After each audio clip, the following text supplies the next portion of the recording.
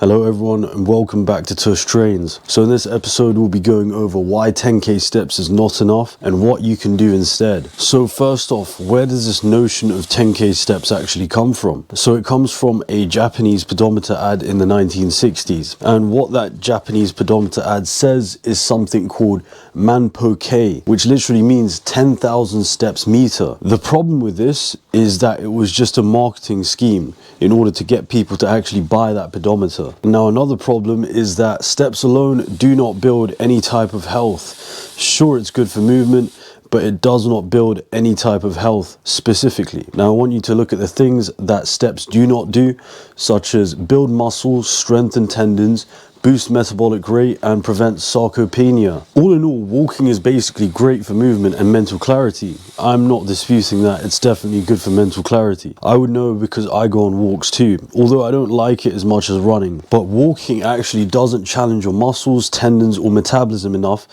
to build long-term resistance or burn fat at rest. Now, some things to note is that sarcopenia is basically age-related muscle loss, and this begins around age 30, which leads to 3 to 8% of muscle loss per decade. And this may not seem like a lot, but trust me, it very much is. So walking doesn't actually load the joints or induce muscular hypertrophy. So this would be a key thing to note. So I just want to share with you guys my philosophy surrounding this whole subject. I think that muscle equals longevity. And why do I think this? Because muscle equals your metabolic engine. Now, the more muscle you have, the more calories you can burn at rest. I always say to people, if you're going to think about fat loss, you would rather lift weights and build a body that actually burns the calories for you. More muscle equals more calories burnt at rest. And if you try to build muscle during strength training, then it protects your joints and stabilizes movements. It's also a longevity marker, so that if you have more muscle, you're not predisposed to aging that much. So weight training is probably one of the best ways to preserve and build muscle as we age. And more muscle equals a higher resting metabolic rate. Now, why do we want this? We want this because your body is becoming more efficient at burning calories at rest. Now, muscle mass is actually strongly associated with metabolic health and insulin sensitivity. So if you have a history of diabetes, you would want to train with weights. Now, resistance training is also one of the most effective interventions for preventing sarcopenia, age-related muscle loss. Now, the big solution between this is to combine the two, because it's better than just doing 10k steps. So I would combine the two by doing 3 to 4 times per week resistance training.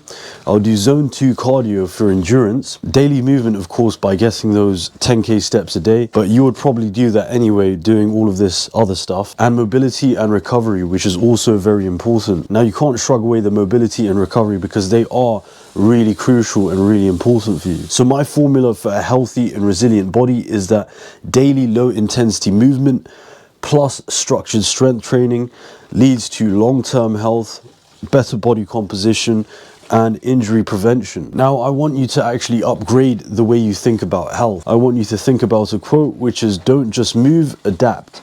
Adapt is crucial. Going back to Charles Darwin's theory, adaptation is the key to survival. So movement equals maintenance, strength equals resilience, and muscle equals metabolism. You don't need to completely abandon walking, however, because it is quite crucial in daily movement steps and just, mental clarity and stuff like that. However, if walking is your only form of exercise, you're leaving most of your health potential on the table. If you actually want to become the strongest, healthiest version of yourself, then you would want to do everything in your power to actually go ahead and do that. So don't just do 10k steps.